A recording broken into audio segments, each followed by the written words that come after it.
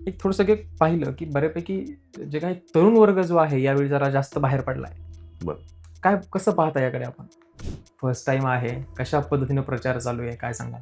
शिवसेना वेगवेगळ्या झाल्या आणि त्यानंतर बरीचशी लोकं ही वेगळ्या पक्षामध्ये गेली. आपण याच पक्षामध्ये राहून काम केलं पाहिजे किंवा याच पक्षावरती राहिलं पाहिजे, ही निष्ठा यामागची काही वेगळी कारणं आहे? नाही, आपण नाही गेलं पाहिजे शिंदे साहेबांबरोबरती किंवा आपण उद्धवजी साहेबांबरोबरती थांबलं पाहिजे.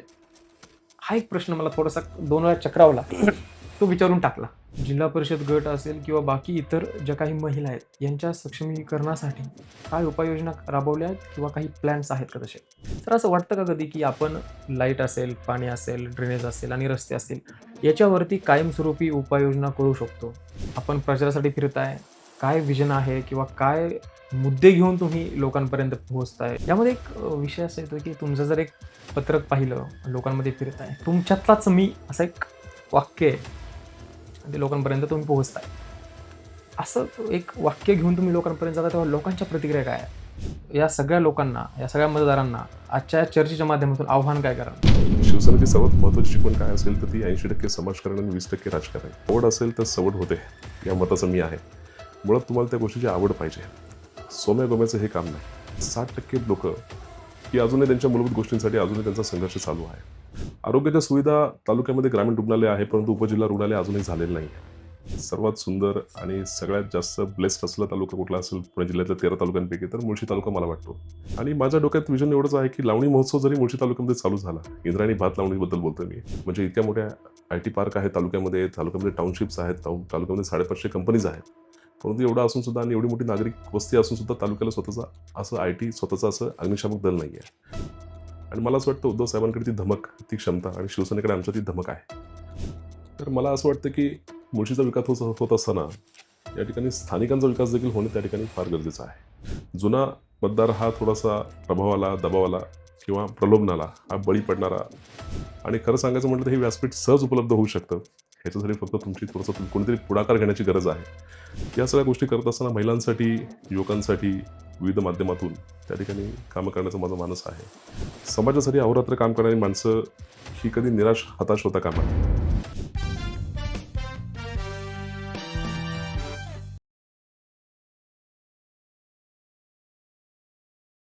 नमस्कार, मी दीपक ढाकणे. स्वागत आहे तुमचं वैयक्तिक या चॅनलवरती. वैयक्तिकच्या माध्यमातून आपण गेल्या काही दिवसापासून वेगवेगळ्या राजकीय नेत्यांना, उमेदवारांना, लोकांना भेटतोय. त्याची कारणं देखील तशी आहेत.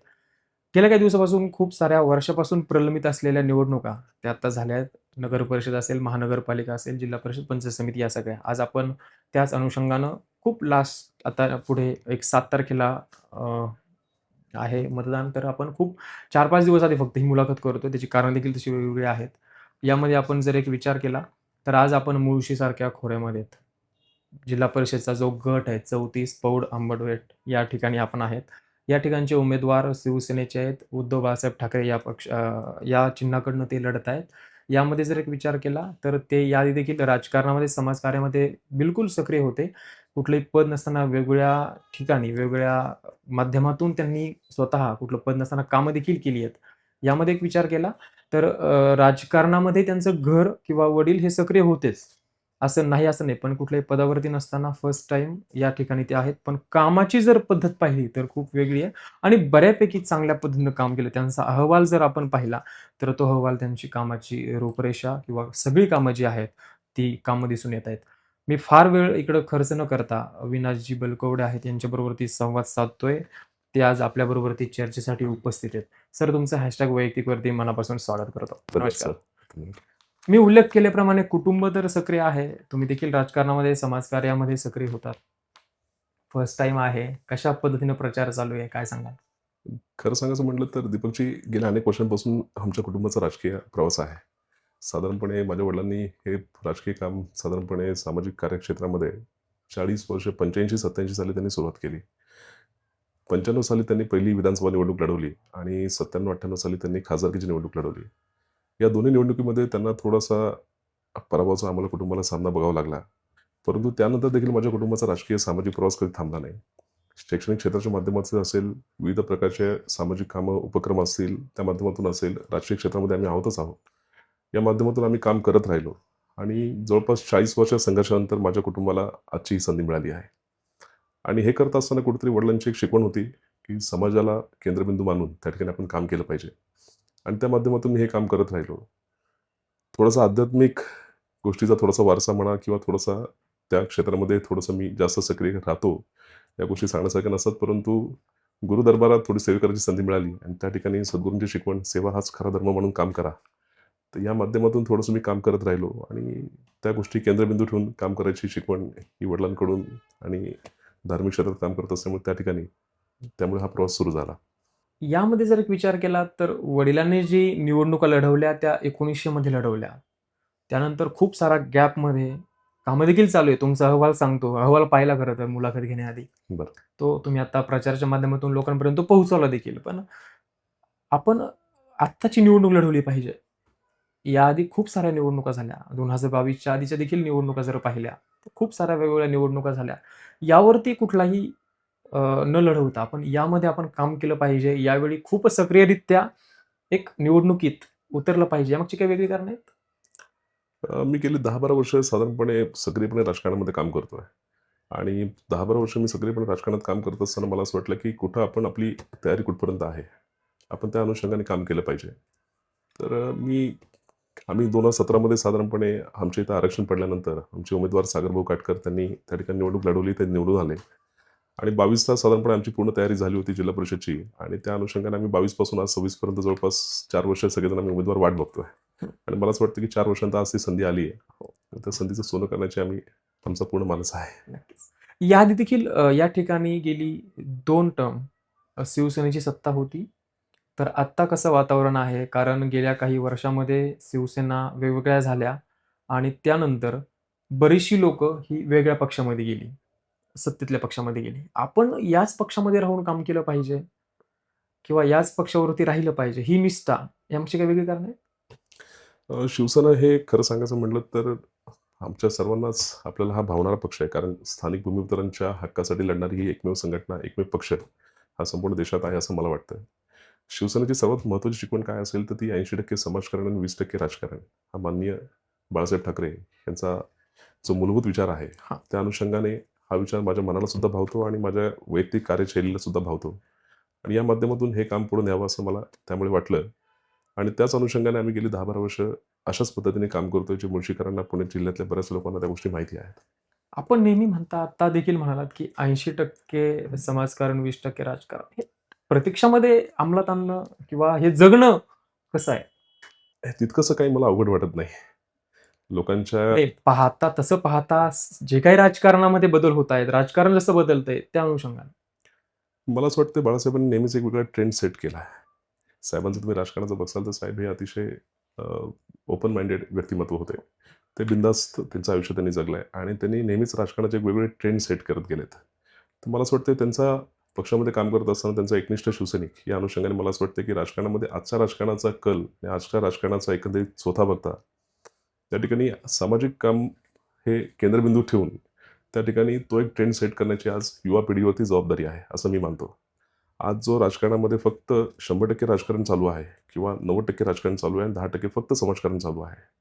तर तो ट्रेंड सेट करण्याची आज जबाबदारी आमच्यासारख्या युवा पिढीवरती मोठ्या प्रमाणात आहे.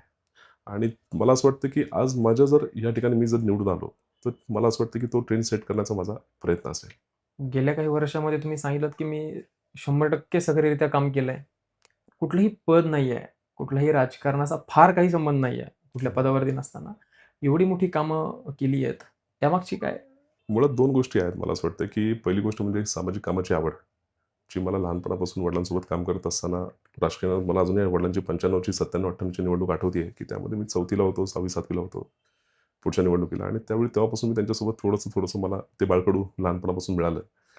आणि एकंदरीत वडिलांसोबतचं वावर, त्यांच्या सगळ्या गोष्टी, सामाजिक कामाची त्यांची असलेली आवड आणि लोकांशी जुळलेली त्यांची नाळ, या गोष्टी बघता त्या गोष्टी बाळकडून मला लहानपणापासूनच मिळालं होतं. आणि तुम्ही जो प्रश्न विचारला, की या सगळ्या गोष्टींसाठी म्हणून वेळ कसा आणि बाकी सगळ्या गोष्टी. खरं सांगायचं म्हटलं तर आवड असेल तर सवड होते, या मताचं मी आहे. मुळात तुम्हाला त्या गोष्टीची आवड पाहिजे. आजकाल असं झालं, की कोणाकडे पण पैसा आला, कुठल्याही माध्यमातून पैसा आला, की त्या माणसांना आपोआप कुठेतरी पद, प्रतिष्ठा आणि कार्ड छापणं आणि समाजामध्ये मिरवणं, हा लोकांचा मूलभूत उद्देश झाला आहे राजकारणाचा. आणि मला असं वाटतं हा फार घातक उद्देश आहे. राजकारण हे क्षेत्र असं आहे की त्याला फार सिरियसली घेण्याची गरज आहे. कारण तुम्ही डायरेक्ट हजारो, लाखो लोकांच्या आयुष्याशी तुमचा संबंध आहे. आणि या लोकांचं आयुष्याचा बराचसा भाग हा तुम्ही डिरेक्ट करता, त्याला दिशा द्यायचं काम तुमचं असतं. त्यामुळे मला असं वाटतं की तुम्ही जबाबदारीने ते क्षेत्र निवडणं गरजेचं आहे. इथं येऊन कुठल्याही सोम्या-गोम्याचं हे काम नाही. इथं जबाबदार माणसंच पदावरती पाहिजेत आणि अशी माणसं पाहिजेत की जी समाजाला दिशा देऊ शकतात आणि समाजाची दिशा ठरवू शकतात. मी फार जबाबदारीने गेली 10-12 वर्ष हे काम करतोय. मला आवड आहे, त्यामुळे सवड मिळतीये. माझं वैयक्तिक व्यावसायिक प्रपंच सगळ्या गोष्टी सांभाळून मी यासाठी वेळ देतो. ह्याच्यासाठी एक सेपरेट यंत्रणा माझी उभी आहे आणि ती 10-12 वर्ष मुळशीकरांच्या सेवेमध्ये आहे. मुळशीकरांच्या कुठल्याही गाव, वस्ती, वाडा त्या ठिकाणी माझं काम सगळ्या ठिकाणी पोहोचलेलं आहे. आणि भविष्यामध्ये ही ताकद नसताना हा फक्त एक डेमो आहे. मी एवढंच सांगेन. खरं पिक्चर मला जेव्हा ताकद मिळेल कुठल्यातरी माध्यमातून, आज जिल्हा परिषदेला मी उभा आहे, त्यावेळी खरी पिक्चर त्यानंतर लोकांना दिसणार आहे. सांगितल्याप्रमाणे एक यंत्रणा काम करत आहे खरं तर. यंत्रणा असेल तर 100% कामं होतात. पण ही कामं करत असताना असं तेव्हा वाटत होतं, की खरंच काम करायचंय तर पदाची आवश्यकता आहे. असं कधी भासलं तेव्हा काम करत असताना? सुरुवातीला जेव्हा काम चालू केलं, त्यावेळी असं राजकीय पद घेऊनच काम चालू केलं. सुरुवातीला पक्षामध्ये आलो, वर्षभर एक कार्यकर्ता म्हणून त्या ठिकाणी, शिवसैनिक म्हणून त्या ठिकाणी काम केलं, वर्ष 2 वर्ष. पक्षाने काम बघून पक्षाने जबाबदारी चांगली दिली. वडिलांची पार्श्वभूमी होतीच, ती पण कामाला आली. आणि त्यानंतर मग पक्षाच्या जीवावर, पक्षाच्या पदाच्या ताकदीवर मी बरचसं काम ओढलं, किंबहुना मी केलं. पण जेव्हा ती कामं केली त्यानंतर असं वाटलं कुठेतरी, की ह्या गोष्टींना एक मर्यादा आहेत. पक्षाच्या पदाला एक मर्यादा आहे. तुम्हाला कुठलाही निधी नाही, तुम्हाला कुठलाही अधिकार नाही. प्रत्येक वेळी प्रशासनाशी संघर्ष करायला लागतो आणि त्यातही असं गल्लीपासून दिल्लीपर्यंत सरकार सत्ता नसल्यामुळे तो संघर्ष अजून कैक पटीने वाढतोय. जास्त. त्यामुळे हे सगळं असताना तरी देखील हा जो टप्पा आतापर्यंत गाठला आहे, तो टप्पा गाठताना कुठेतरी प्रशासनाचं देखील, जेव्हा लोकांना तुमची नीतिमत्ता समजते किंवा तुमची बाजू समजते, की बाबा हा माणूस समाजासाठी खऱ्या अर्थाने भांडतोय, खऱ्या अर्थाने योग्य बाजू मांडतोय, तेव्हा मला प्रशासनाच्या अधिकाऱ्यांचंही खूप चांगलं सहकार्य मिळालं. आणि सुरुवातीला आम्ही संघर्ष केला, पण जेव्हा त्यांना बाजू समजली, त्यानंतर प्रशासकीय लोकं असतील, सर्वसामान्य जनता असेल, किंबहुना अगदी विरोधी पक्षात काम करणारे लोकं देखील असतील, तर त्या लोकांना सुद्धा एक गोष्ट जाणवली, की हे सामाजिक काम अतिशय महत्त्वाचं समाजासाठी आहे. त्यामुळे समाजातल्या सगळ्या घटकांकडून त्या ठिकाणी मला प्रतिसाद मिळाला. यामध्ये एक विचार केलात तर तुमचा जो हा भाग आहे, पुण्याच्या जवळ जरी असेल तरी वाड्या-पाड्या ह्या सगळ्या गोष्टीवरती आहेत. या ठिकाणी तुम्ही सध्या प्रचारासाठी फिरताय किंवा यात देखील तुम्ही काम केलंय, तर इथल्या गरजा काय आहेत लोकांच्या? सर्वसाधारणपणे ग्रामीण भागातल्या लोकांच्या गरजा ह्या मला सारख्याच वाटतात. परंतु ह्या भागात तुम्ही जेव्हा काम करता, तेव्हा एक गोष्ट जाणवली, की अतिशय मूलभूत गरजांसाठी सुद्धा लोकांचा संघर्ष आहे. मी शहरामध्ये राहिलो, शहरामध्ये वाढलो, शहरामध्ये मोठा झालो आणि शहरामध्ये काम करत असताना कुठेतरी राजकीय पदार्पणाची संधी देखील शहरामध्ये मिळाली. परंतु त्यावेळी मला एक गोष्ट जाणवली, की शहरामध्ये लोकं ही फार जागृत आहेत, सुशिक्षित आहेत. त्यांच्या संघर्षासाठी ते स्वतः भांडू शकतात, बाजू मांडू शकतात, प्रशासकीय ठिकाणी जाऊ शकतात. वेळप्रसंगी कायदासुद्धा धाक वापरू शकतात. परंतु ग्रामीण भागामध्ये काम करत असताना एक गोष्ट जाणवली, की या ठिकाणी ती व्यवस्था उपलब्ध नाहीये. लोकं थोडीशी जागृत कमी आहेत. लोकांत थोडं सुशिक्षितपणा अजूनही 100% पूर्ण नाहीये. त्यांना त्यांचा संघर्ष हा त्यांच्या रोजच्या आयुष्याचा आहे. त्यामुळे प्रशासकीय यंत्रणा असेल किंवा त्यांचे मूलभूत अधिकार असतील, त्याशी संघर्ष करायला त्यांना वेळ देखील नाहीये. रोजच्या उपजीविकेचा लोकांचा संघर्ष चालू आहे आणि त्यामुळे कुठेतरी अशा लोकांसाठी आपण उभं राहणं त्या ठिकाणी गरजेचं आहे असं मला वाटलं. आणि त्या माध्यमातून मी ग्रामीणमध्ये काम करायला सुरुवात केली. ग्रामीणमध्ये काम करत असताना जेव्हा मी खाली खेड्यापाड्यांमध्ये वाड्या-वस्त्यांवरती गेलो, तर मी जेव्हा त्यांच्या घरात डोकावलं, सगळ्या गोष्टी बघितल्या, लोकांच्या गोष्टी बघितल्या, तर त्या ठिकाणी एक गोष्ट अशी प्रकर्षाने जाणवली, की काही ठिकाणी खूप चांगला एक 5-10% वर्ग हा खूप चांगलं आयुष्य जगतोय. 20-1% लोकं ही, आपण म्हणतो की मिडल क्लास त्या टाईपमध्ये आपण काम करतात. पण जवळपास 60% लोकं ही अजूनही त्यांच्या मूलभूत गोष्टींसाठी अजूनही त्यांचा संघर्ष चालू आहे. शिक्षणाचा अभाव आणि त्यातून रोजचा उपजीविकेसाठी संघर्ष, या सगळ्या गोष्टी बघता असं वाटलं, की या लोकांसाठी काम करण्याची आपल्याला एक मोठी संधी आहे, किंबहुना आपण हे केलं पाहिजे, ही जबाबदारी आहे संधीपेक्षा. आणि मग म्हणून मी माझा ग्रामीणचा प्रवास पुन्हा मुळशी तालुक्यातून सुरुवात करायचं ठरवलं. आणि आज जेव्हा मी गेली 10-12 वर्षांचा प्रवास बघतो, मागे वळून बघतो, तर मला स्वतःलाच फार आश्चर्याचा धक्का बसतो, की हे कसं झालं? हे कुणी केलं आणि हे कसं झालं? हा प्रश्न माझ्यापुढे पडतो, की बाबा आपण फक्त एक प्रामाणिकतेने आपण काम करत गेलो आणि इतकं मोठं काम उभं राहिलं. मी असं वैयक्तिक मानतो, की हे काम करता करविता परमेश्वर असतो. आपण फक्त निमित्त मात्र असतो. आपली नीतिमत्ता चांगली असेल, प्रयत्न प्रामाणिक असेल, तर देव तुमच्याकडून करून घेतो. या मानसिकतेचा मी आहे आणि मला असं वाटतं, की हे काम त्याच मानसिकतेतून होत आहे. याच्यामध्ये एक विचार केला तर आपण मगाशी गप्पा मारत होतो, तेव्हा तुम्ही एक उच्चार केलात, की दीपकजी मला विकासाचा एक नवा मुळशी पॅटर्न पाहायचा आहे. हं. मगाशी बोलल्याप्रमाणे काय आहे विजन मुळशीकरांसाठी? किंवा मी फक्त एक गट नाही पकडणार आहे आज. हं. एखादा व्यक्ती तुम्ही समाजसेवेचं राजकारणामध्ये कदाचित ही एक असू शकते, की माझा हा गट आहे, हा माझा प्रभाग आहे, हे माझा तालुका, ही माझी विधानसभेचा समाजसेवेसाठी कुठलं तुम्हाला हे नाहीये. तसं एक काय विजन म्हणून तुम्ही उतरताय? मी आत्तापर्यंत आरोग्यामध्ये बरंच काम केलंय. लोकांच्या प्रशासकीय सेवेमधली प्रशासकीय कुठल्याही योजना असतील, तर त्या लोकांपर्यंत पोहोचवायचं बरंच काम मी आत्तापर्यंत केलंय. हे करत असताना बाकी लोकांचे सार्वजनिक व्यवस्थेविषयी काही प्रश्न असतील, त्याविषयी निवेदनं असतील, आंदोलनं असतील, ते प्रश्न देखील मार्गी लावायचं आम्ही फार काम संघटनेच्या पक्षाच्या माध्यमातून आम्ही करत असतो. पण हे करत असताना असं वाटतं की कुठेतरी आपल्याला मर्यादा पडतायत. आणि जेव्हा जिल्हा परिषद सदस्य म्हणून ज्यावेळी निवडून जायची संधी मिळेल, मला असं वाटतं की लोकांचा रोजगार, आरोग्य, शिक्षण या गोष्टी मूलभूत गरजा आहेत आजच्या काळामध्ये. विजन प्रश्न तेच आहेत, परंतु सोल्युशन फार कमी लोकांकडे आहे असं मला वाटतं. अनेक वेळा आमदार झालो आपण, जिल्हा परिषद सदस्य झालो, पंचायत समिती सदस्य झालो, की लोकं सांगतात की निधीअभावी हे काम आम्ही करू शकत नाही किंवा आम्हाला इथं मर्यादा पडतायत. मला असं वाटतं की कुठल्याही पुढाऱ्यांनी असेल किंवा कुठल्याही तुमच्या प्रशासकीय सेवेमध्ये निवडून आलेल्या माणसाने असेल, त्यांनी कारण न सांगता ते सोल्युशन शोधणं जास्त गरजेचं आहे. शासनाकडे असलेला निधी हा तोच राहणार आहे. तुम्हाला मिळणारा निधी पक्षात सत्तेमधल्या पक्षाला आणि विरोधी पक्षाला हा वेगवेगळा असणारच आहे.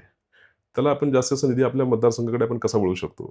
हा एक प्रश्न आहे आणि नसेल तर तो निधी तुम्ही कसा उभार करू शकता तुमच्या लोकांसाठी? तर मगाशी आपण जेव्हा गप्पा मारत होतो, एक तसं जर पाहिलं तर एक मुळशी पॅटर्न आम्ही पाहिलेला, तुम्ही पाहिलेला, हं, अजून येणारी पिढी त्यांनी पाहिलेला हा वेगळा असेल. म्हणजे आम्ही जर पाहिलं तर एक पुणे शहर पाहिलंय, आम्ही मुळशीनी पाहिलंय. आम्हाला मुळशी पॅटर्न आम्ही पाहिला, तो मूव्ही पाहिला. थोडंसं खूप चुकीचा बाकी विषय किंवा बाकीच्या त्या गोष्टी ज्या दाखवल्यात त्या खऱ्या आहेत. त्यात काही कितपत खऱ्या आहेत ते तुम्हाला माहीत, इथल्या लोकांना माहीत. पण याच्यामध्ये एक विचार केला तर आपण बोलत असताना तुम्ही सांगितलंत, की मला एक नवा विकासाचा मुळशी पॅटर्न लोकांना करून दाखवायचा आहे. काय व्हिजन असणार आहे याच्याबद्दलचं? किंवा कशाप्रकारे कामं किंवा कशी बांधणी करताय कामाची? नाही, मला असं वाटतं की मुळशी तालुका हा पुणे जिल्ह्याचा सर्वात एक म्हणतो आपण की आशीर्वाद असलेला तालुका आहे. सर्वात सुंदर आणि सगळ्यात जास्त ब्लेस्ड असलेला तालुका कुठला असेल पुणे जिल्ह्यातल्या 13 तालुक्यांपैकी तर मुळशी तालुका मला वाटतो. याचं कारण असं आहे की मुळशी तालुका हा पुणे शहराला अतिशय कनेक्टेड आहे, किंवा काही भाग मुळशीचा हा पुणे शहरामध्ये आहे. तुम्ही जुन्नर तालुका बघसाल तर जुन्नर तालुक्याच्या लोकांना साधारणपणे 80-100 किलोमीटर पुण्यात यावं लागतं. सरकारी असलेली सर्व जिल्हा परिषदचे असतील, कलेक्टर ऑफिस असेल, सगळे पुण्यामध्ये असल्यामुळे त्या ठिकाणी मुळशी तालुक्याच्या लोकांना तो एक ॲक्सेसिबल पार्ट आहे. दुसरा आशीर्वादी तालुका हा मी याच अर्थाने म्हणतो, की मुळशी तालुक्यामध्ये काय नाहीये? मुळशी तालुक्यामध्ये पर्यटन आहे, मुळशी तालुक्यामध्ये इंडस्ट्रीज आहेत, मुळशी तालुक्यामध्ये शिक्षणाच्या चांगल्या सुविधा आहेत, मुळशी तालुक्यामध्ये शेती पण आहे, मुळशी तालुक्यामध्ये जगभर गाजलेला आय-टी पार्कसुद्धा आहे आणि मोठमोठ्या टाउनशिपसुद्धा आहेत. फक्त एवढंच आहे, की हे सगळं असताना सुद्धा मुळशी तालुकाचा मुळशी पॅटर्न का झाला? ही विचार करण्याची खरी मुळशीकरांना गरज आहे. हे सगळं आलं म्हणून झाला, तर तसं नाहीये. मला असं वाटतं योग्य नेतृत्व, योग्य विजन असलेली माणसं तालुक्याला मिळणं फार गरजेचं आहे. आणि जर योग्य विजन ठेवून आपण काम केलं, तर मुळशी तालुक्याला आपण खूप पुढे जणू काही याचा बारामती तालुकासुद्धा करू शकतो भविष्यामध्ये, ह्याची मला पूर्ण खात्री आहे. जसं बारामती तालुका आपण म्हणतो, की विकासाची पंढरी कुठली समजली जात असेल पुणे जिल्ह्यामध्ये किंवा मी असं म्हणेन, की महाराष्ट्रामध्ये, तर बारामती एक रोल मॉडेल म्हणून पुढे येतात. हो. कुठल्याही माणसाने, कुठल्याही राजकीय क्षेत्रामध्ये काम करणाऱ्या कार्यकर्त्यांनी ते बारामतीला एकदा व्हिजिट देऊन त्या ठिकाणी बारामतीचं मॉडेल अभ्यास करणं गरजेचं आहे. तशा प्रकारचं मॉडेल मुळशी तालुक्यामध्ये विकसित व्हावं किंवा तयार व्हावं, असं मी मानणारा मी एक छोटा कार्यकर्ता आहे. पण माझं विजन तेच आहे, की अशा पद्धतीची प्रशासकीय आणि अशा पद्धतीची यंत्रणा ही त्या ठिकाणी झाली पाहिजे. या सगळ्या गोष्टी असताना सुद्धा मुळशी तालुका थोडाफार विकासामध्ये मागे आहे. तर याचं कारण मला असं वाटतं, की मी जर स्वतः त्या ठिकाणी जिल्हा परिषद सदस्य असेल, तर मी सर्वात महत्त्वाचं शिक्षण या जिल्हा परिषदच्या मुळशी तालुक्यामध्ये जवळपास 250 शाळा आहेत आणि प्लस 30-35 शाळा या गव्हर्नमेंट ग्रँटेड स्कूल आहेत, अनुदानित शाळा आहेत. यांच्या बेसिक स्ट्रक्चरवरती काम करणं गरजेचं आहे. नुसतेच तुमचा त्यांचं स्ट्रक्चर इन द सेन्स त्यामध्ये फक्तच त्यांचं बांधकाम किंवा ह्या गोष्टी म्हणणार नाही, पण त्यामध्ये त्यांच्या गुणवत्तेवर देखील काम करणं गरजेचं आहे. एम-पी-एस-सी, यू-पी-एस-सी मुलं आपण नुसतंच ओरड करतो, की एम-पी-एस-सी, यू-पी-एस-सीला मराठी माणसं कमी आहेत. हे सगळ्या गोष्टींचं बाळकडू शाळेतूनच गेलं पाहिजे. हो. स्पर्धा परीक्षा असतील, ह्या गोष्टी असतील, तर ते बेसिक स्ट्रक्चरवरती आपण काम करणं गरजेचं आहे. आणि मला असं वाटतं, की भविष्यात पहिली कुठल्याही गोष्टीचं फाउंडेशन जे आहे ते शिक्षण आहे. तर शिक्षणावरती काम करण्याची माझी सर्वात जास्त त्याला प्राधान्य असेल.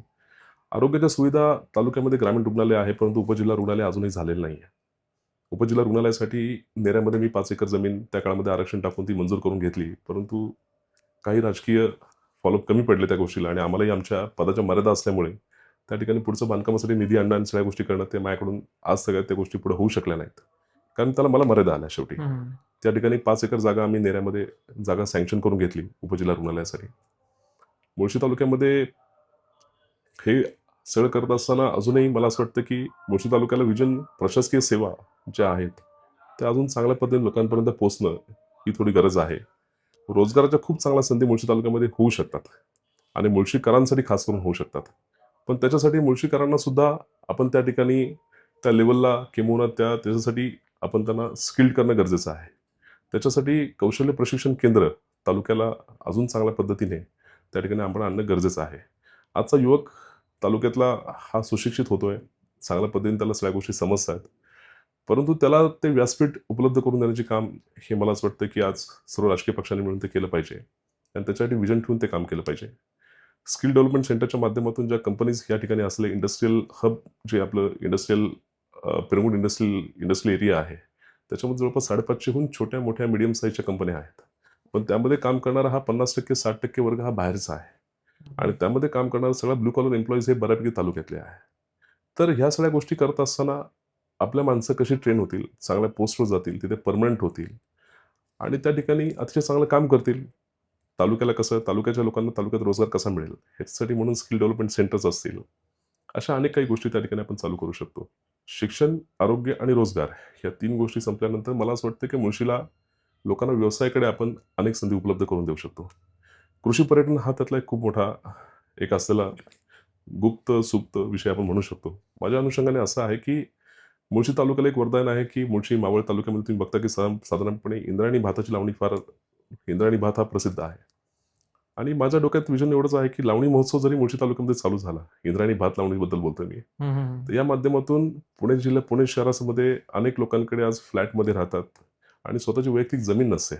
बाहेरून आलेला वर्ग असतो तो शेतीसाठी परत त्यांच्या गावी जातो. आज लोकांमध्ये या गोष्टीचं फार फॅड आहे. आज पुणे शहरासारख्या राहणाऱ्या माणसांमध्ये या गोष्टीची एक थोडीशी आवड आहे की आपली स्वतःची शेती असावी, आपली स्वतःच्या शेतीमधून आपण तांदूळ पिकवावा, गहू पिकवावा, तिथं शेती करावी, तिथं भाजीपाला लावावा. हे सगळं नशिबाने आपल्याकडे आहे. 1000-1200 स्क्वेअर फीटच्या फ्लॅटमध्ये राहत असताना स्वतःच्या शेतामधलं खाण्याची एक आवड लोकांमध्ये आज खूप आहे. लोकं पैसे देऊन इथं भात लावणीला येऊ शकतात. इथं जो लावणी महोत्सव, भात लावणी महोत्सवचा इथं आयोजित केला गेला. मग एक छोटंसं विजन मी तुम्हाला सांगितलं. अशा अनेक कल्पना आहेत. इथं भात लावणी महोत्सव जर चालू झाला आणि त्या ठिकाणी लोकांना फक्त आवाहन केलं गेलं किंवा त्याची व्यवस्थित जाहिरात केली गेली, तर लोकं दिवसाची पॅकेज ₹1500-2000 घेऊन सकाळचा नाश्ता, दुपारचं जेवण, रात्रीचं जेवण प्लस तिथं काम करून स्वतः तिथं भात लावणी करून लोकं इथं फार मोठा रोजगार आणि फार मोठी व्यवसायाची संधी आपल्या स्थानिक लोकांना उपलब्ध करून देऊ शकतात. अशा अनेक गोष्टी या ठिकाणी होऊ शकतात. मग त्यामध्ये कृषी पर्यटनाच्या अनुषंगाने अजून 4 गोष्टी असतील. त्यामध्ये सरकारी असलेली आईसारख्या योजना आहेत.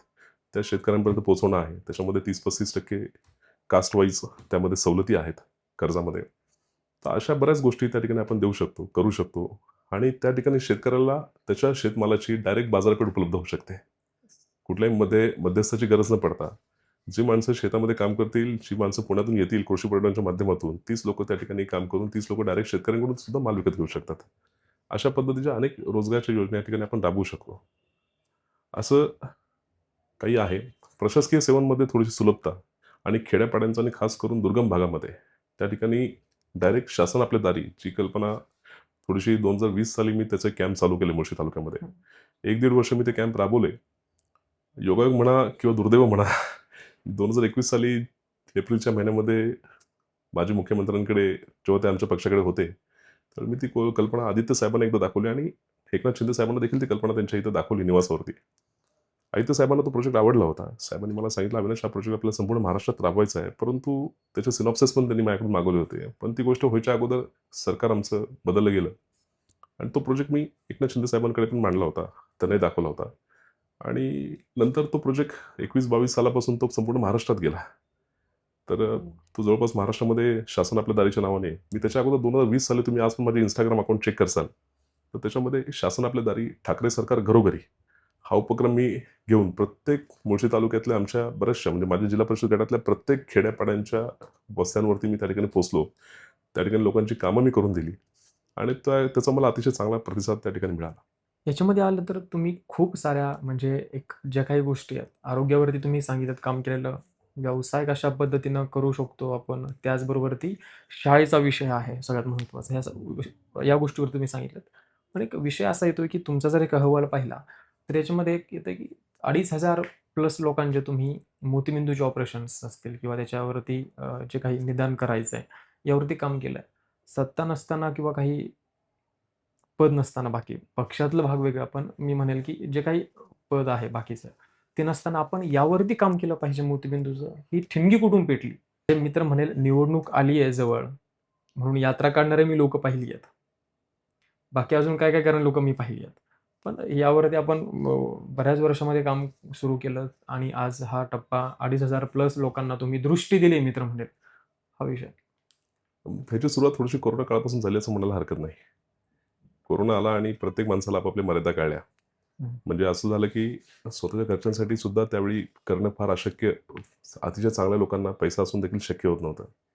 आणि कोरोना काळामध्ये अशी एक घटना माझ्यासोबत घडली की माझ्या अतिशय जवळची व्यक्ती आणि त्यांना तिथं हॉस्पिटलची गरज पडल्यानंतर त्या ठिकाणी थोडंसं मला असं वाटलं की मला कुठेतरी मर्यादा आल्या. ते कसंबसं काम आम्ही करून दिलं 4 लोकांना फोन करून. पण त्याच्यानंतर मात्र मला एक गोष्ट जाणवली की ह्या ठिकाणी आता थोडंसं आपण आपण म्हणतो ना की बाहेर सरसावून जरा मैदानामध्ये उतरणं आता गरजेचं आहे. आणि ती घटना घडल्यानंतर मग मी खऱ्या अर्थाने थोडं कोरोना काळामध्ये रस्त्यावर उतरून काम केलं. कोरोना काळामध्ये काम करत असताना जवळपास 700-800 लोकांना आम्ही त्या ठिकाणी बेडची उपलब्धता, बिलं कमी करून घेणं, त्यानंतर त्या ठिकाणी त्यांना ॲडमिट करून देणं आणि अशा अनेक गोष्टींवरती आम्ही काम केलं. 1,500-2,000 हजार लोकांना त्या ठिकाणी जेवणाचे किट असतील, रोजच्या किट असतील ते वाटणं, अशा अनेक संस्थांकडून मदत मिळून आम्ही ते काम पोहोचवलं. हे सगळं करत असताना असं वाटलं की ह्या काळाची कोरोना काळ संपला आणि त्यानंतर एक गोष्ट जाणवली की हा आरोग्याचा विषय हा फक्त कोरोना काळापुरता मर्यादित नाहीये. तर ह्याची समाजाला अतिशय आणि कायमस्वरूपी गरज आहे. मग ते चालू केल्यानंतर मग काही योजनांचा अभ्यास केला. महात्मा ज्योतिबा फुले जनआरोग्य योजना असेल, प्रधानमंत्री जनआरोग्य योजना असेल, शहरी गरीब योजना असेल, चॅरिटेबल संस्थेच्या काही योजना असेल. मग त्या माध्यमातून थोडंसं असं ठरवलं की हे काम आपण करू शकतो. मग त्या माध्यमातून काही यंत्रणा, सरकारी प्रशासकीय यंत्रणा त्या ठिकाणी आम्ही काही ठिकाणी संवाद साधला. काही ठिकाणी आम्हाला अतिशय चांगला रिस्पॉन्स मिळाला. काही ठिकाणी आम्हाला संघर्ष करावा लागला. काही ठिकाणी आम्हाला पोलीस चौकीवरून गाड्या बोलवून त्या ठिकाणी आम्हाला गाड्यांमध्ये उचलून सुद्धा घेऊन पोलीस स्टेशनला आणलं गेलं. अशा अनेक ठिकाणी आम्ही संघर्ष केला. परंतु लोकांची कामं त्या ठिकाणी झाली. आणि मग त्या गोष्टीचं एकदा यश यायला लागल्यानंतर एक गोष्ट जाणवली, की हे काम आपल्या हातून होतंय. मग ती सेवा जी चालू झाली ती आजपर्यंत परमेश्वर कृपेने अजून सुद्धा ती सुरळीतपणे सुरू आहे. आणि खऱ्या अर्थाने ठिणगी पेटली ती मला असं वाटतं कोरोना काळातच पेटली. याच्यामध्ये बाकी सुद्धा तुम्ही काही कामं केली आहेत या ठिकाणची? कशा पद्धतीने कामं आहेत? बऱ्यापैकी मी तर म्हणेल शिवसेना 2 झाले, तो भाग वेगळा झाला. हं.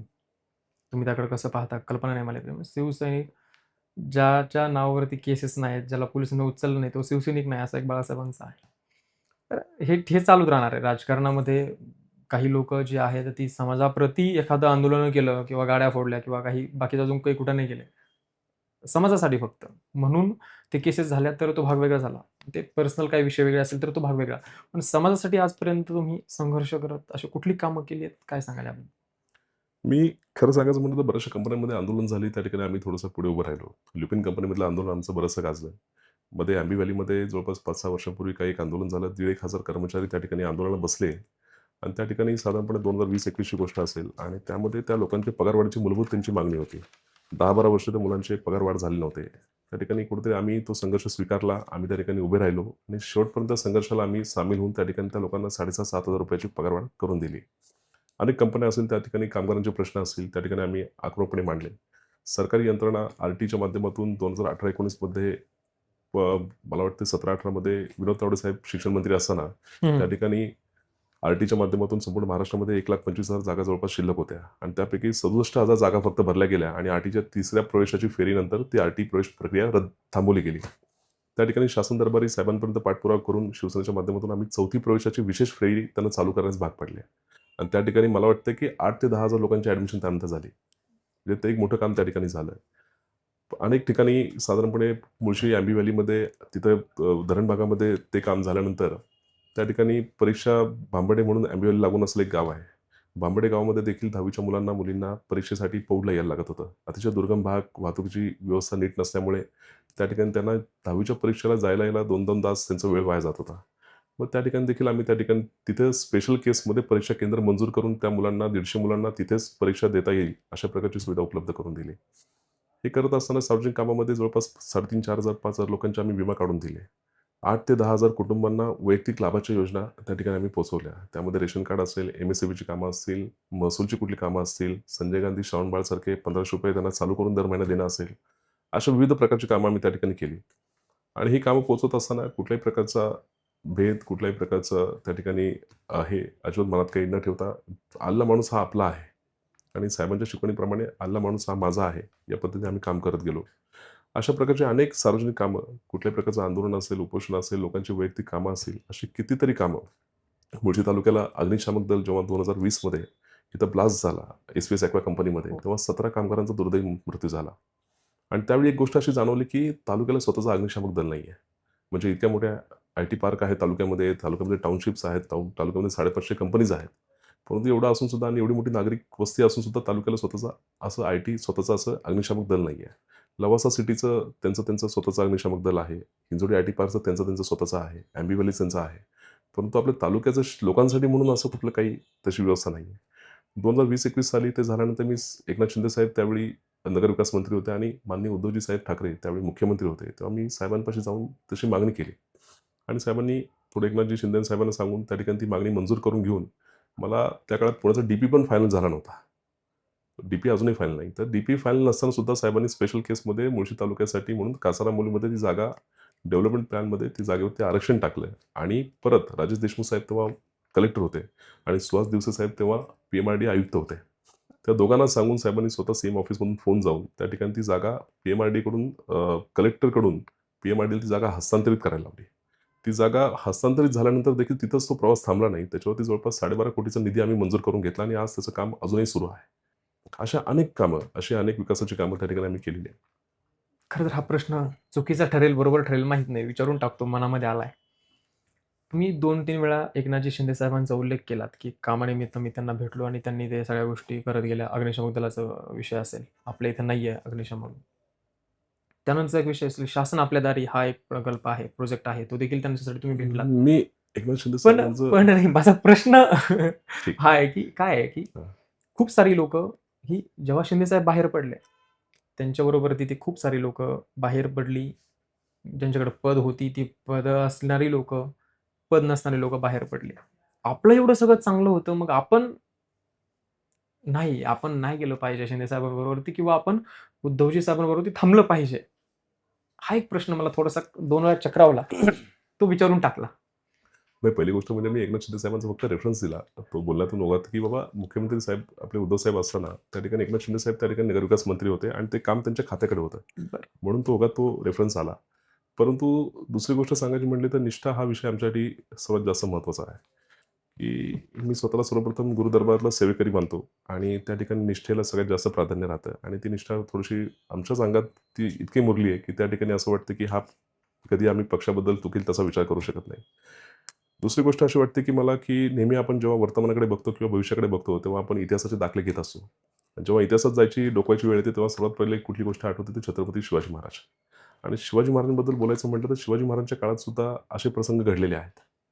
मी त्या गोष्टीला थोडंसं या गोष्टीची थोडीशी जोड देतो किंवा थोडीशी मी कधी-कधी तुलना करतो, की बाबांनो महाराजांच्यावरती जेव्हा पुरंदर किल्ला पडला आणि त्या ठिकाणी जेव्हा स्वराज्याला मिर्झा राजा जयसिंगांच्या माध्यमातून आक्रमण झालं दिल्लीश्वरांचं, त्यानंतर स्वराज्याची परिस्थिती काय झाली होती? महाराजांकडे असलेले उणेपुणे 40 किल्ल्यांपैकी 23 किल्ले देऊन जायला लागले होते आणि उरले होते 15-16 किल्ले. आज आपण किल्ल्यांना माणसं म्हणू. पण जेव्हा महाराजांवरती पुन्हा स्वराज्य निर्माण करायची वेळ आली आणि जेव्हा जो काही तो काळखंड संपला, जो काही तो आक्रमणाचा म्हणा किंवा थोडासा तो वाईट काळखंड संपला, त्यानंतर त्या 13-16 15-16 किल्ल्यांचं महाराजांनी 350 किल्ल्यांमध्ये रूपांतर केलं. आणि मला असं वाटतं उद्धव साहेबांकडे ती धमक, ती क्षमता आणि शिवसेनेकडे आमच्या ती धमक आहे. हे मानणारा मी एक छोटासा कार्यकर्ता आहे आणि त्यासाठी म्हणून जो काही खारीचा सिंहाचा वाटा माझा असेल, त्यासाठी मी सज्ज आहे. वाह! मी माझ्या मूळ प्रश्नाकडे येईल परत. हं. हा प्रश्न मध्ये आला होता म्हणून तो विचारून टाकला. फार वेळ मनामध्ये नको राहिला म्हणून. त्यामध्ये एक प्रश्न आहे, की तुम्ही खूप साऱ्या योजना राबवल्या किंवा बाकीच्या सगळ्या गोष्टी सांगितल्यात, की आपण आपल्या जिल्हा परिषद गट असेल किंवा बाकी इतर ज्या काही महिला आहेत, यांच्या सक्षमीकरणासाठी काय उपाययोजना राबवल्या आहेत किंवा काही प्लॅन्स आहेत का तसे? कारण सध्या महिलांचा जर विषय आला तर खूप साऱ्या गोष्टी येतात. यामुळे हा प्रश्न. मी थोडंसं काम करत असताना महिलांसाठी बरेचसे प्रश्न आमच्यापाशी सुद्धा आले आणि त्या माध्यमातून थोडंसं मी महिलांसाठी कराटे प्रशिक्षण केंद्र खास करून युवतींसाठी आम्ही तो विषय थोडासा हातामध्ये घेतला. अनेक शाळांमध्ये ट्रेनिंग कॅम्प्स आम्ही चालू केले. त्याच्यानंतर दुसरी गोष्ट अशी झाली, की सॅनिटरी पॅड्स असतील, त्या अशा अनेक गोष्टी महिलांसाठी असणाऱ्या काही स्पेशल चेंजिंग रूमच्या काही केसेस असतील, तर अशा गोष्टींसाठी आम्ही अनेक आंदोलनं त्या ठिकाणी घेतली. परंतु हे सगळं करत असताना एक गोष्ट अशी जाणवली, की पंडित जवाहरलाल नेहरू नेहमी म्हणायचे, की "एक माणूस शिकला तर एक व्यक्ती शिकते आणि एक महिला शिकली तर 5 लोकं किंवा संपूर्ण कुटुंब शिकतं." त्या अनुषंगाने एक महिला जर सक्षम झाली, तर त्या ठिकाणी मला असं वाटतं, की त्या ठिकाणी समाज सक्षम होण्यास वेळ लागणार नाही. या मूलभूत विचारसरणीचा मी पण आहे. तर त्या माध्यमातून आम्ही महिलांसाठी कौशल्य प्रशिक्षण केंद्र आम्ही त्या ठिकाणी कौशल्य प्रशिक्षण आम्ही त्या ठिकाणी काही कोर्सेस चालू केले. आम्ही ते व्होकेशनल बेसवरती आम्ही चालू केले सुरुवातीला. शनिवार, रविवार या बेसवरती चालू होते. इलेक्शनच्या काळामध्ये थोडासा महिना 2 महिना त्याला ब्रेक पडला. परंतु गेली 4-6 महिने त्या ठिकाणी आम्ही ते चालू केल्यानंतर त्याला येणारा रिस्पॉन्स पाहून असं वाटलं, की ह्याच्यासाठी म्हणून अजून कुठलंतरी एक व्यासपीठ तयार करून देणं गरजेचं आहे. आम्ही त्यामध्ये वेगवेगळ्या प्रकारचे कोर्सेस त्या ठिकाणी चालू केल्यानंतर आम्ही काही कंपन्यांशी पण संवाद साधला. कंपन्यांनी देखील अतिशय चांगला रिस्पॉन्स दिला. त्यांचं म्हणणं आलं, की आमचे कॅन्टीन्स असतील, आमच्या इथं काही एक्झिबिशन्स असतील, आमच्या कामगारांना लागणारं दिवाळीचं सामान असेल, अजून काही मूलभूत गोष्टी असतील किंबहुना आमच्या क्लायंट बेससाठी सुद्धा आम्ही त्या ठिकाणी तुम्हाला एक व्यासपीठ देऊ शकतो. परंतु हे सगळं करत असताना त्या गोष्टी अजून थोडं चॅलेंज करायच्या राहून गेल्यात. परंतु ह्या इलेक्शनच्या धामधुमीमध्ये 1-2 महिना हा असा पिरियड सगळा असल्यामुळे परंतु भविष्य काळामध्ये महिला सक्षमीकरणासाठी त्यांना आर्थिकदृष्ट्या सक्षम करणं आणि त्यांना थोडंसं त्याचं एक चांगलं व्यासपीठ, एक चांगला प्लॅटफॉर्म त्यांना मिळवून देणं, याला माझं प्राधान्य असणार आहे. डोमेस्टिक व्हायलन्ससाठी सुद्धा काही गोष्टी आपल्या ग्रामीण भागात त्या गोष्टी कमी प्रमाणात, कमी जास्त प्रमाणात होत असतात. पण त्याच्यासाठी म्हणून सुद्धा डोमेस्टिक व्हायलन्सच्या घरगुती वादाच्या किंवा ह्या गोष्टी मारहाणीच्या किंबहुना अत्याचाराच्या घटना घडतात, त्याच्यासाठी म्हणून देखील एक चांगलं व्यासपीठ या विविध लोकांच्या माध्यमातून त्यामध्ये प्रशासनाची काही यंत्रणा, त्यामध्ये अतिशय चांगले विचारवंत काही लोकं आणि प्लस थोडीशी राजकीय सामाजिक क्षेत्रात काम करत असलेली लोकं, या सगळ्यांना एकत्र करून त्याचं एक चांगलं व्यासपीठ तयार करावं, असा एक मानस आहे. त्यामध्ये काही कायदेतज्ञ सुद्धा त्यामध्ये असतील. परंतु या भविष्याच्या योजना आहेत आणि ते खूप जास्त लांबच्या नसतील. या पुढच्या इलेक्शन संपल्यानंतर 2 ते 3 महिन्यामधल्या या योजना असतील.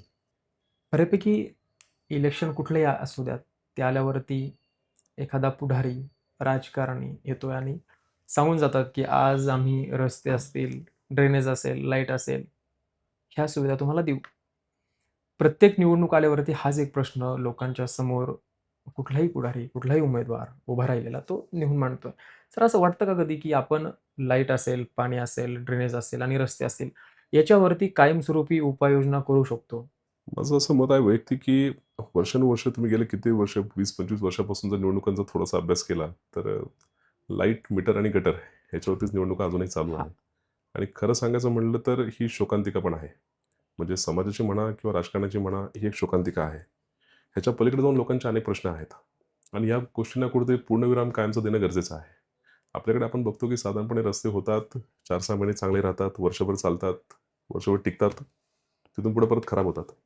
ह्याच्यासाठी म्हणून एक चांगला प्रशासकीयचा वचक असणं, ही मला असं वाटतं गरज आहे.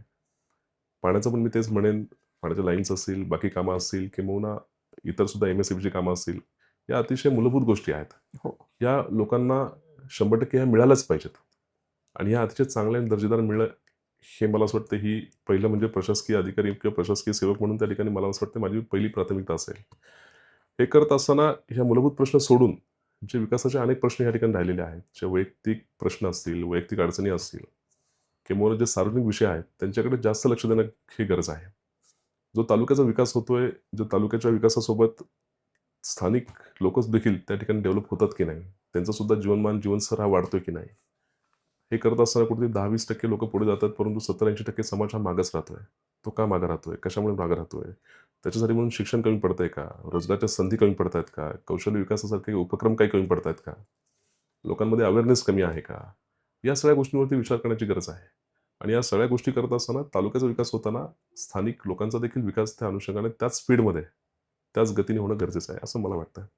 काही ठराविक वर्गाचा विकास न होता तालुक्यातल्या जास्तीत जास्त लोकं त्या विकासाच्या गतीमध्ये पुढे गेली पाहिजेत, असं मला वाटतं. सुरुवात केल्याप्रमाणे सुरुवातीला तुम्ही बोललात, की हा मुळशी जो भाग आहे किंवा हा पूर्ण पर्यटन क्षेत्र म्हणून ओळखलं जातं. पुणे शहरातली सगळी मी तर म्हणेल 90% लोकं तामिनी असेल किंवा तुमच्या आपल्या मुळशी खोऱ्यामध्ये फिरण्यासाठी वीकेंडला येतात.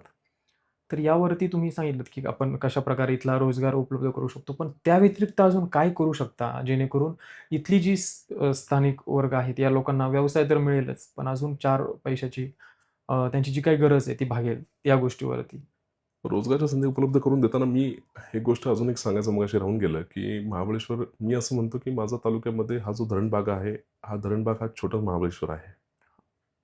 म्हणजे मी असं मानतो. मी अनेकदा बोललेलो आहे, की जसं महाबळेश्वरमध्ये भिलार म्हणून गाव आहे. पुस्तकांचं गाव म्हणून जे राइट, फार राइट. प्रसिद्ध आहे. अनेक लोकं त्या गावाचा हो, अभ्यास हो. करायला जातात. तसं आपल्या भागात सुद्धा काही होऊ शकतं ना. हं, हं. नाही पुस्तकांचं सुद्धा होऊ शकतं. वेगळ्या प्रकारच्या कृषीच्या गोष्टी त्यामध्ये संलग्न करून देखील तशा होऊ शकतात. विविध प्रकारचे उपक्रम त्या ठिकाणी एकत्र आणून सुद्धा ते पर्यटनाच्या माध्यमातून आपण फार चांगल्या पद्धतीने डेव्हलप करू शकतो. सर काय आहे, की आता बऱ्यापैकी रिंग रोड जो आहे, तो तुम्हाला रिंग रोडचा कशा पद्धतीने फायदा होईल? जो तुम्ही त्याचा आलेख जो आहे, तो नकाशा जो आहे तुम्ही पाहिला असेल कशा पद्धतीनं आहे. तर त्याचा इथल्या लोकांना कशा पद्धतीनं फायदा होईल? याकडे कधी स्टडी केलाय का? किंवा याच्यावरती कधी अभ्यास केलाय? नाही मुळशीमध्ये साधारणपणे रिंग सोबतच काही नॅशनल हायवे सुद्धा तामिळीचा नॅशनल हायवे, फोर्ड, मालाड, महाड नॅशनल हायवे आहे. तर रिंग रोडचं साधारणपणे आपण सगळे बघताय, की ज्या ठिकाणी रिंग रोड गेले आहेत, त्या ठिकाणचा भागाचा कायापालट हा झालेला आहे. म्हणजे तुम्ही जगामध्ये कुठे जरी बघितला, अमेरिका असेल, चायना असेल किंवा अगदी भारतभरामध्ये कुठे जरी बघितला, की ज्या ठिकाणी मोठे नॅशनल हायवेज झालेत, रिंग रोड झाले, तर त्या ठिकाणी त्या भागाच्या विकासाला आपोआप चालनाही मिळालेली आहे. तिथली जमिनीचे भाव वाढलेले आहेत, तिथं रोजगाराच्या संधी वाढलेल्या आहेत. रोजगाराच्या माध्यमातून लोकांना त्या त्या त्या ठिकाणी बाकी पगार असेल, बाकीच्या सगळ्या गोष्टी असतील, त्या ठिकाणी सुखसोयी, सोयीसुविधा त्या ठिकाणी वाढलेल्या आहेत. तर कधी पण डेव्हलपमेंट, रस्ते, इन्फ्रास्ट्रक्चर हा जो विकास विषय असतो, हा साधारणपणे त्या त्या ठिकाणचा विकास हा 100% करतच असतो. प्रश्न एवढाच आहे, की त्या विकासामध्ये स्थानिकांना किती प्राधान्य राहील आणि त्या ठिकाणी स्थानिक हा माणसाचा विकास कसा होईल. तर जेव्हा तुमचा त्या भागाचा शिवसेना मुळातच स्थानिक भूमिपुत्रांच्या प्रश्नावरती नेहमी शिवसेना अग्रेसर राहिलेली आहे किंवा शिवसेनेची स्थापना ही स्थानिकांच्या प्रश्नावरती झालेली आहे. तर मला असं वाटतं, की मुळशीचा विकास होत असताना या ठिकाणी स्थानिकांचा विकास देखील होणे त्या ठिकाणी फार गरजेचं आहे. एक मुळशीकर म्हणून जेव्हा मी ह्या गोष्टीचा विचार करतो, तर मला असं वाटतं, की या ठिकाणी आपल्याला सर्वांना सामावून घ्यायची सवय किंवा संस्कृती आपली आहे ती. परंतु या ठिकाणी स्थानिक हा कुठे मागे राहता कामा नये. यासाठी म्हणून प्रयत्न होणे गरजेचं आहे. याचबरोबर एक विषय असा येतो, की बऱ्यापैकी मी आत्ता नगर परिषदेची असेल, महानगरपालिकेच्या असेल किंवा जिल्हा परिषद पंचायत समिती या सगळ्या निवडणुका, मुलाखती सगळीकडे घेत गेलो.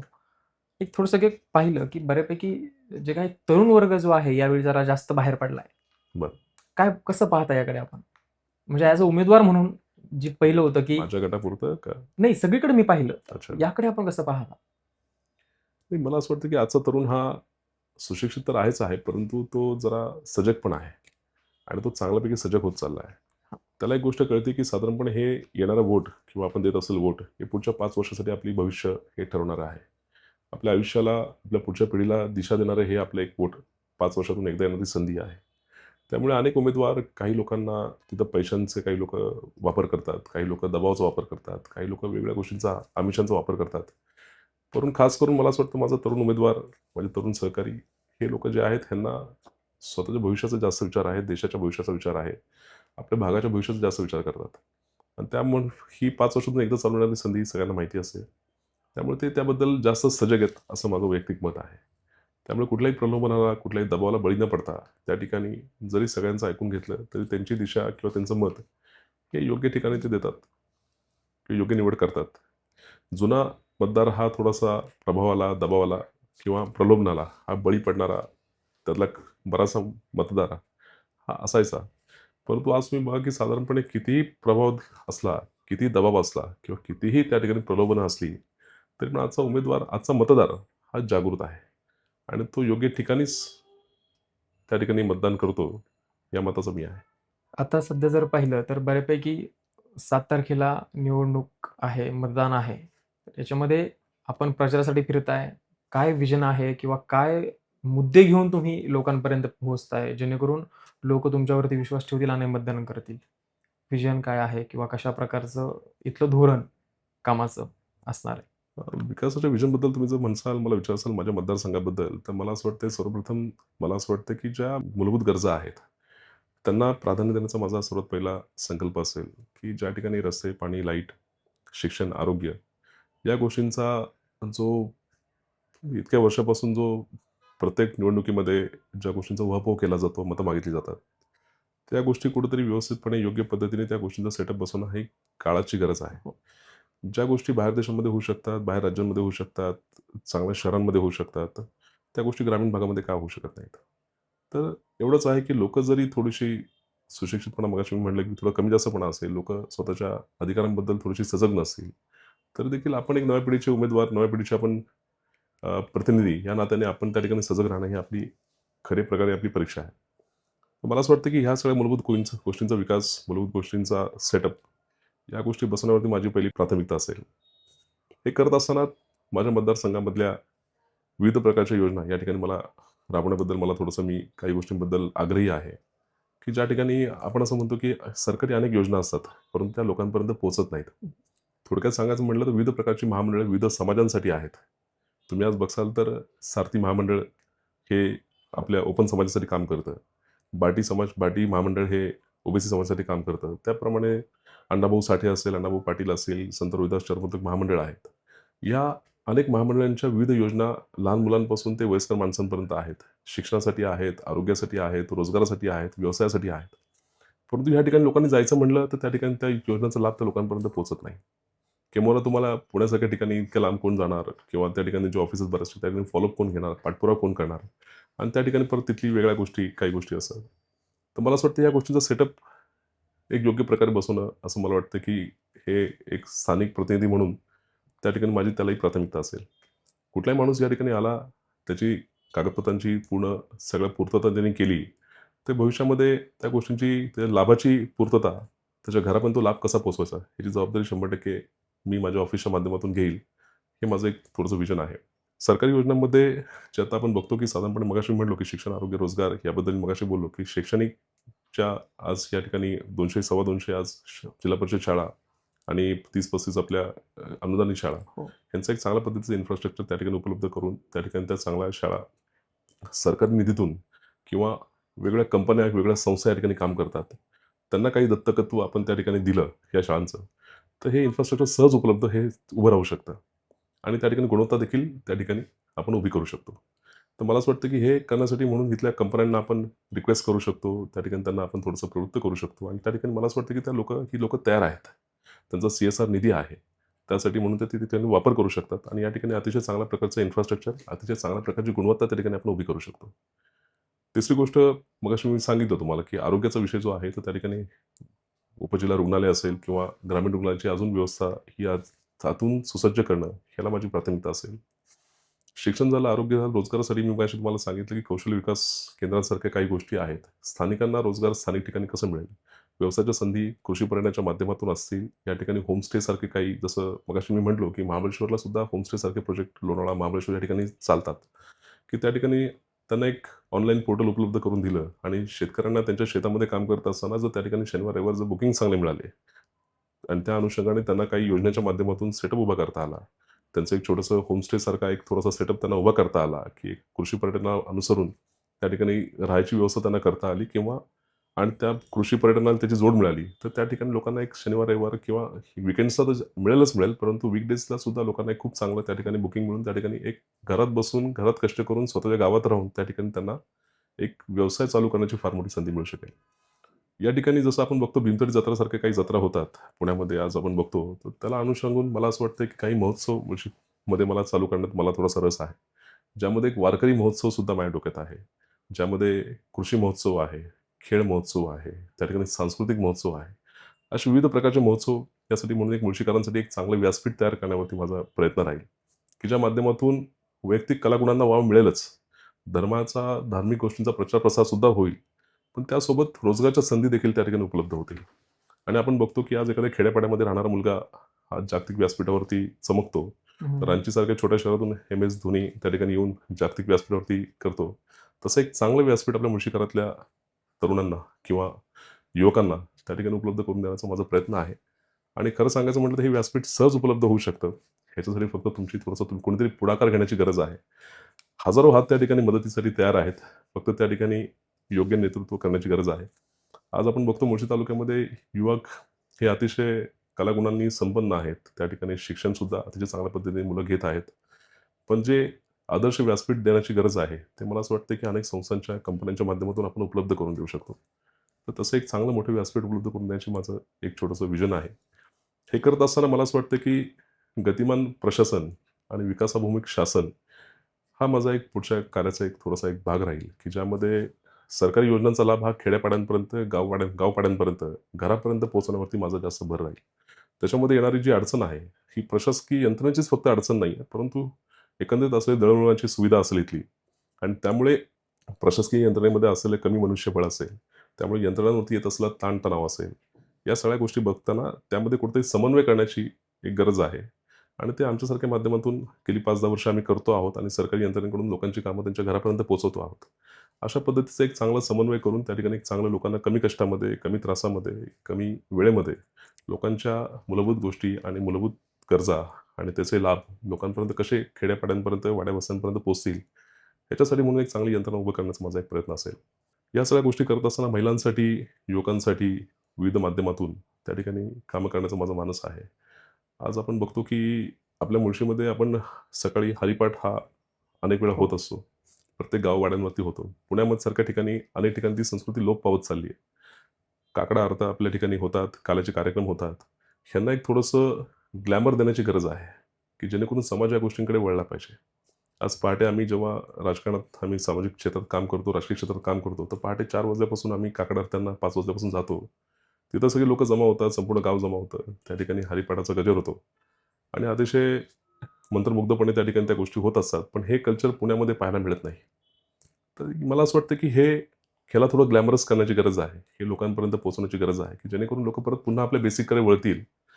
असं एक थोडीशी कन्सेप्ट डोक्यामध्ये आहे. त्या अनुषंगाने काय करता येईल अशा काही छोट्या-छोट्या योजना डोक्यामध्ये आहेत. कुठलंही काम करत असताना फक्त ते रोजगाराभिमुख व्हावं किंवा ते फक्त वैयक्तिक उन्नतीचं व्हावं असं नाही, तर त्याला सगळ्या गोष्टींचा टच असणं गरजेचं आहे. तर अशा पद्धतीने काम करायचा एक मानस आहे. ह्याच्यासोबत अजून बऱ्याचशा कल्पना आहेत, तर त्या टप्प्याटप्प्याने मांडू. बरं. यामध्ये एक विषय असा येतो, की तुमचं जर एक पत्रक पाहिलं, लोकांमध्ये फिरताय, तुमच्यातलाच मी असं एक वाक्य आहे आणि ते लोकांपर्यंत तुम्ही पोहोचताय. असं एक वाक्य घेऊन तुम्ही लोकांपर्यंत जाता, तेव्हा लोकांच्या प्रतिक्रिया काय आहेत मुळात? मुळात लोकांना मी वेगळा असं वाटत नाही आणि मी स्वतःला वेगळा समजत नाही. कारण जरी राजकीय क्षेत्रामध्ये कुठलं तरी नेतृत्व करण्याची माझ्याकडे जरी जबाबदारी असेल, तरी पण मी असं समजतो की नेतृत्व करताना तुम्ही पुढे चालणं आणि लोकांनी मागे चालणं हा कधी नेतृत्व ह्याला सक्सेसफुल किंवा यशस्वी नेतृत्व म्हणू शकत नाही. आपण एकमेकांच्या खांद्याला खांदा लावून जेव्हा चालतो, तेव्हा मला असं वाटतं की ते नेतृत्व लोकं सहजपणे स्वीकारतात. त्यामुळे तुमच्यातलाच मी अशा पद्धतीचं माझं काम आत्तापर्यंत चालू आहे. आपण जेव्हा मोठे होतो तेव्हा आपल्यासोबतची माणसं मोठी झाली पाहिजेत. समाज मोठा झाला पाहिजे. प्रामाणिकपणे समाजासाठी काम करणारी माणसं मोठी झाली पाहिजेत. अशा विकासाचा मी आहे आणि हे करत असताना कुठेतरी एक चांगली टीम त्या ठिकाणी बांधली गेली. लोकं नकळतपणे अतिशय जवळ आली. विविध विचारांची, विविध राजकीय क्षेत्रात काम करणारी, सामाजिक वेगवेगळ्या व्यासपीठांवरती काम करणारी लोकंसुद्धा त्या ठिकाणी अतिशय प्रेमाने जवळ आली. कारण एक गोष्ट त्यांना जाणवली, की बाबा हा माणूस समाजाला केंद्रस्थानी ठेवून काम करतोय. सर्वांना सोबत ठेवून घेऊन काम करतोय. आणि त्यामुळे मला पण ते तुमच्यातलंच मी मी स्वतःला पण एक राजकीय कार्यकर्ता समजतो. कधी नेता पुढारी हा समजत नाही. पक्षाच्या पदं, पक्षाच्या टॅगलाईन्स आणि बाकी मिळणारी विविध पदं, ही जरी असली तरी पण ती समाजसेवेची एक आपण संधी असते, एक व्यासपीठ असतं असं मी मानतो. आणि त्यामुळे सर्वसामान्य लोकांमध्ये माझं मन रमतं. त्यामुळे मग लोकांना ती या गोष्टी आवडतात. गेल्या 10-12 वर्षापासून काम करताय. समाजामध्ये असेल, बाकीच्या गोष्टी असतील. वडिलांचं जर आपण ते काम वेगळं ठरवू, पण तुम्ही स्वतः जेव्हा काम करताय आणि आत्ता निवडणूक येते आणि तुम्ही फॉर्म भरताय, हं. तेव्हा लोकांच्या प्रतिक्रिया काय होत्या? असं एक लोकांच्या प्रतिक्रिया फार उत्स्फूर्त होत्या. म्हणजे खरं सांगायचं म्हटलं तर जणू काही माझी उमेदवारी डिक्लेअर व्हायची लोकांची वाट बघत होते आणि मला त्याचा अंदाज त्या दिवशी आला ज्या दिवशी मी फॉर्म भरायला गेलो. म्हणजे खरं सांगायचं म्हटलं तर फॉर्म भरायच्या दिवशी पण थोडासा आमच्या पक्षामध्ये काही चढाओढ होती, याची मी नाकारत नाही. पण अतिशय समजदारीपणे आम्ही एकत्र बसून तो निर्णय घेतला. सकाळी मला वाटतंय दुपारी 1 वाजता माझ्या हातात 1-1:30 वाजता माझ्या हातात फॉर्म आला. आणि त्यामुळे थोडी धाकधूक होती, की इथं काय होतंय? आणि त्यामुळे थोडंसं मग ते रॅलीचं नियोजन, त्या ठिकाणी बाकी जमवाजमव, त्या ठिकाणी मोठं शक्तीप्रदर्शन, असं मी काय मनात मी थोडासा तो विषय बाजूला ठेवला. मी असं ठरवलं, की काय होतं, की समजा आपण फॉर्म्युला हातात घेतोय, आल्यानंतरच सगळ्या गोष्टी कराव्यात. आणि त्या अनुषंगाने मी कुठल्याही प्रकारची जाहिरातबाजी, कुठल्याही प्रकारची फोनाफोनी किंवा कुठल्याही सोशल मीडियाच्यावरती कुठल्याही प्रकारचे बॅनर्स सोडणं आणि दुसऱ्या दिवशी आम्ही या ठिकाणी जमतो, या ठिकाणी तुम्ही या, असं कुठल्याही प्रकारचं आम्ही त्या ठिकाणी नियोजन केलं नाही. मी सर्व कार्यकर्त्यांना सांगून ठेवलं, सर्व माझ्यासोबत काम करणाऱ्या सहकाऱ्यांना सांगितलं, की या ठिकाणी कुठल्याही प्रकारचं नियोजन करू नका. कारण अजून फॉर्म आपल्या हातामध्ये नाहीये. मला हं. शब्द आला होता, मला वरतून निरोप आले होते, सगळ्या गोष्टी झाल्या होत्या. परंतु त्या ठिकाणी थोडंसं संघर्ष छोटासा होता. मी ज्या दिवशी माझ्या हातात फॉर्म आला, मी त्या दिवशी बघितलं की साधारणपणे 700-800 लोकं त्या ठिकाणी जवळपास स्वयंस्फूर्तीने त्या ठिकाणी जमली आणि एक मोठी रॅली त्या ठिकाणी निघाली. आणि त्या ठिकाणी लोकं स्वतःहून थांबली होती, की बाबा या ठिकाणी काय होतं ते बघायला लोकं स्वतः जमली होती. मल्लिकार्जुन मंदिरामध्ये आम्ही त्या ठिकाणी पाया पडून आम्ही जेव्हा काढलं, तर त्या ठिकाणी फार मोठा जमाव हा जमला. तो जमाव वाढत गेला. आम्ही तो फॉर्म भरला. अतिशय चांगल्या पद्धतीने लोकं जमली. मला असं आणि नंतर सुद्धा अनेक लोकांचे हितचिंतकांचे फोन, शुभेच्छा त्या ठिकाणी आल्या आणि एकंदरीत लोकांमध्ये जातोय, लोकांसोबत काम करतोय, गावागावात जातोय. तर अतिशय उत्स्फूर्तपणे लोकांचा हा रिप्लाय त्या ठिकाणी येतोय. आजच्या या चर्चेच्या माध्यमातून जरीही तुमचा पूर्ण गट असेल, जिल्हा परिषदचा मतदार असेल, याआधी देखील फिरून झाला असेल. हो. पण त्यामध्ये एक विचार केला तर आजच्या या चर्चेच्या माध्यमातून त्यांना आव्हान काय कराल मतदारांना किंवा त्या नागरिकांना? माझं नागरिकांना, मतदारांना इतकंच आव्हान राहील आणि खास करून युवा पिढीला इतकंच आव्हान राहील, की त्या ठिकाणी आपण आपल्या भागाच्या विकासासाठी सजग असलं पाहिजे. ही निवडणूक ही देशाच्या प्रश्नांवरती किंवा राज्याच्या प्रश्नांवरती लढवली जात नसून ही स्थानिक प्रश्नांची निवडणूक आहे. स्थानिक प्रश्न जेव्हा घेतले जातात, तेव्हा स्थानिक प्रश्नांना न्याय देणारा जो माणूस आहे किंवा जो कार्यकर्ता आहे, तो कुठल्याही पक्षाचा असो, कुठल्याही विचारांचा असो, त्याच्या पाठीशी आपण उभं राहणं आपलं काम आहे. कुठली निवडणूक करताना आपण कुठल्याही ठिकाणी आपण कुठल्याही परीक्षेला बसलो किंवा कुठल्याही आपण शाळेमध्ये गेलो, कुठल्याही आपण त्या ठिकाणी नोकरीसाठी आपण ॲपियर झालो. त्या ठिकाणी आपण अगदी मुलगी बघायला पण जेव्हा जातो, तेव्हा पहिला आपला बायोडाटा तपासला जातो, की तुम्ही याच्या अगोदर काय केलंय? तुम्ही काय शिक्षण घेतलंय? तुम्हाला कामाचा किती अनुभव आहे? तुमचं मागचं बॅकग्राऊंड काय आहे? या सगळ्या गोष्टी आपण प्रत्येक ठिकाणी आपण तपासतो. नवीन माणसं हायर करायची असेल किंवा स्वतः मुलाखतीला जायचं असेल, अगदी मुलगी बघण्याच्या कार्यक्रमात सुद्धा आपण आपलं बॅकग्राऊंड, आपला बायोडाटा आपल्याला समोरच्याला द्यावा लागतो. मला इतकं सांगावसं वाटतं माझ्या सजग नागरिकांना, खास करून युवांना, की त्या ठिकाणी कामाचा बायोडाटा तपासा. या ठिकाणी आपण कामाला प्राधान्य देऊन त्या ठिकाणी आपण काम केलं पाहिजे. समाजासाठी अहोरात्र काम करणारी माणसं ही कधी निराश, हताश होता कामा नये. यासाठी एक फार मोठा संघर्ष असतो. 10-12 वर्षांची तपश्चर्या असते. यासाठी म्हणून एक स्वतःचा वेळ, पैसा आणि त्या ठिकाणी अनेक प्रकारचे संघर्ष अंगावर घेऊन माणसांनी कामं उभी केलेली असतात. आणि किरकोळ आमिषांसाठी, किरकोळ प्रलोभनांसाठी, किरकोळ दबावासाठी त्या ठिकाणी आपण त्या सगळ्या गोष्टी बाजूला ठेवून समोरच्या माणसांची मेहनत ज्या वेळी आपण तिला न्याय नाही दिला, तर अशी काम करणारी माणसंही त्यावेळी समाजात थांबू शकतात आणि त्यांची काम करण्याची प्रेरणा समाजासाठी थांबू शकते. तर हा मेसेज समाजामध्ये जाता कामा नये. जिथं प्रामाणिक काम आहे, तो कुठल्याही पक्षाचा असो, कुठल्याही विचारांचा असो, त्या ठिकाणी स्थानिक प्रश्नांसाठी म्हणून त्या माणसांना पुढे आणलं पाहिजे. ही समाजाची जबाबदारी असते. आणि ही जबाबदारी जेव्हा समाज नीटपणे पार पडत नाही किंवा तो कुठल्याही प्रलोभनाला, कुठल्याही दबावाला, आमिषाला बळी पडतो, तेव्हा चांगलीच काम करणारी माणसं त्या ठिकाणी थांबतात आणि कुठेतरी समाजाचं फार मोठं नुकसान होतं. आणि त्या ठिकाणी राजकारणाचा एक समोरच्यांचा सुद्धा एक कॉन्फिडन्स वाढतो, की समाज हा विकत घेता येतो. आपण 3 महिन्यात, 6 महिन्यात आपण येऊन आपण त्या ठिकाणी समाजाला पैसे देऊन, समाजाला दबाव टाकून, समाजाला प्रलोभनं देऊन, नको-नको त्या गोष्टी वाटून आपण त्या ठिकाणी आपण समाजाला विकत घेऊ शकतो आणि समाज हे राजकारण अशा पद्धतीने चालतं. आणि मग त्यामुळे होतं असं, की वर्षानुवर्षे तेच प्रश्न आणि तेच प्रश्न 25-30 वर्ष आपण वॉटर, गटर, मीटर हेच प्रश्न मांडून आपण कारण जी माणसं अशी निवडून येतात, ती माणसं या गोष्टींना कधी प्राधान्य देत नाही. आणि ते प्रश्न वर्षानुवर्षे तसेच प्रलंबित राहतात. नवीन विकासाची कामं होत नाहीत. आपली समाजाची एक सर्वसाधारण अवस्था देखील ही त्या ठिकाणी ती थोडीशी कमी होते. तर मला असं वाटतं, की सजग नागरिकांनी त्या ठिकाणी कामाच्या माणसांना प्राधान्य द्यावं आणि त्यांच्या सतसत विविध बुद्धीला पटेल त्या ठिकाणी त्यांनी योग्य ते मतदान करावं. इतकंच. नक्कीच. तुम्हाला देखील मी आजच्या या चर्चेच्या माध्यमातून शुभेच्छा देतो. तुम्ही देखील वेळ दिलात. पूर्णपणे चांगल्या प्रकारे उत्तरं मिळाली मला खरं तर, मी तर म्हणेल. कारण काय कामं जी केली आहेत, ते कामावरती आजची ही चर्चा होती किंवा व्हिजन यावरती आजची ही चर्चा होती. तुम्ही देखील वेळ दिलात त्याबद्दल मी वैदिक असेल आमची टीम असेल, त्याबद्दल धन्यवाद देतो. आपले देखील मनापासून धन्यवाद आणि आपल्या हॅशटॅग टीमचे सर्वांचे मनापासून धन्यवाद. थँक धन्यवाद. जय महाराष्ट्र. नक्कीच आपण पूर्ण चर्चा जर पाहिली तर सगळ्या गोष्टी तुम्हाला क्लिअर झाल्या असतील. आजचा विषय, त्यांनी केलेली कामं, व्हिजन आणि काही समस्या आहेत यावरती देखील चांगल्या प्रकारे चर्चा झाली. त्यांचं जर एक व्हिजन पाहिलं तर जिल्हा परिषदचा जो गट आहे, त्यावरती खूप साऱ्या म्हणजे सांगितल्याप्रमाणे ही निवडणूक कुठल्या राज्य पातळीवरची किंवा देश पातळीवरची नाही आहे. ही जे काही लोकलला प्रश्न आहेत, त्या प्रश्नावरची ही निवडणूक आहे. त्यांनी खूप चांगल्या प्रकारे इथले जे काही कामं काय होऊ शकतात, मी काय करू शकतो, मी आजपर्यंत कशा पद्धतीने कामं केली आहेत, ही सगळी कामं या चर्चेच्या माध्यमातून झाली. सांगितली आहेत. तुम्हाला देखील आजची ही चर्चा कशी वाटली आम्हाला कमेंट्सच्या माध्यमातून नक्की कळवा. धन्यवाद.